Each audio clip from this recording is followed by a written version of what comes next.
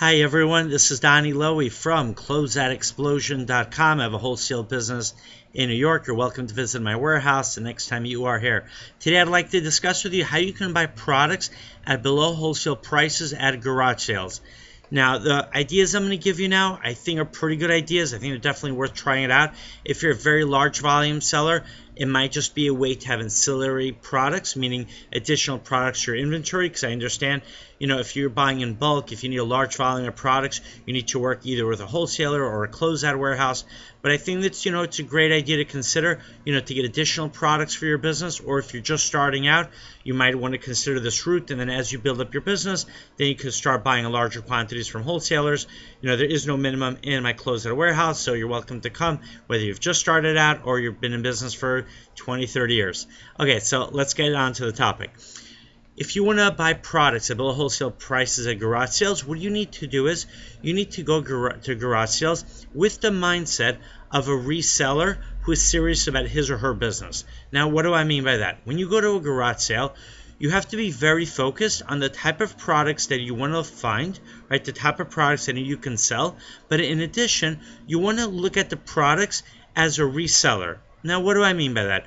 You might see a product that appeals to you, but if you don't realistically believe you can resell it, or you can't realistically buy it at a low enough price to make it worthwhile for when you resell it, it's not for you. And on the other hand, if you buy a product which you can resell, right? But it's a product which doesn't appeal to you, that's okay. Because remember, you're there as a reseller and you want to focus on products that you can make money by reselling. Now, there are two ways to get really good wholesale deals, even below wholesale deals, the garage sales. Now, what do I mean by that? The people who are running the garage sales are not wholesalers. They're not selling, so to speak, wholesale merchandise. But if you buy the products by default at a price which is below wholesale price, that's going to allow you to potentially make money, because you could sell it either at the wholesale price or even at close to the retail price. So there's two approaches.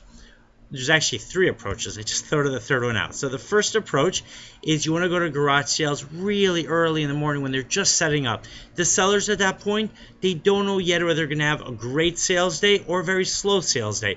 And if you make them an offer to buy their merchandise in bulk, meaning you're willing to buy all of their merchandise or a substantial amount of the merchandise at that garage sale at a very low price, the seller has a very good incentive to sell you that merchandise, because he or she knows that they're going to get money right then. Because guess what? If you don't buy that merchandise, it's just as realistic that they might not be able to sell anything at all. It might rain a few hours later. There might be a sporting event that most people stayed home to watch, or people just might come to their garage sale and not be interested in what they have for sale. So that's one approach. It's fair, right? You'll be upfront with them. You'll tell them, look, I realize you might sell a lot of your products throughout the day, but what I can do now is give you a guaranteed sale, but it has to be at a lower price. And then you see, you negotiate, and hopefully both parties, you could find a good, good compromise.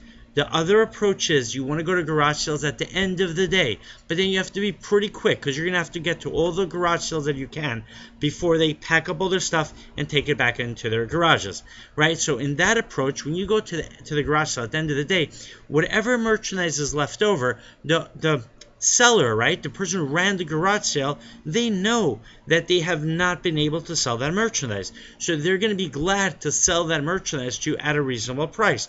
But that reasonable price should be below what they were trying to sell it for throughout the day, because at the price that they were trying to sell it for, they were not able to sell it. So it's fair to you as a buyer, and they should understand that, for you to pay less. So if you pay less and you pay a lower enough price, you might actually buy it at below wholesale.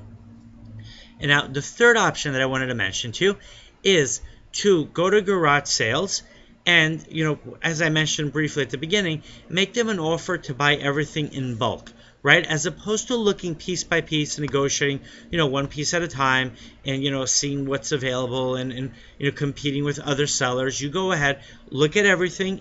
Go on eBay if you have to, use your smartphone, or do your research before, so you have a general idea what sells at garage sales. And then what you want to do is you want to have an idea how much you can sell that merchandise for, or at least know the type of merchandise that you can sell.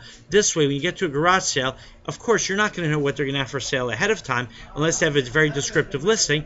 But once you know what they have available, then you can make an offer to them based on how much you could resell that merchandise for. My website is closeoutexplosion.com. Have a great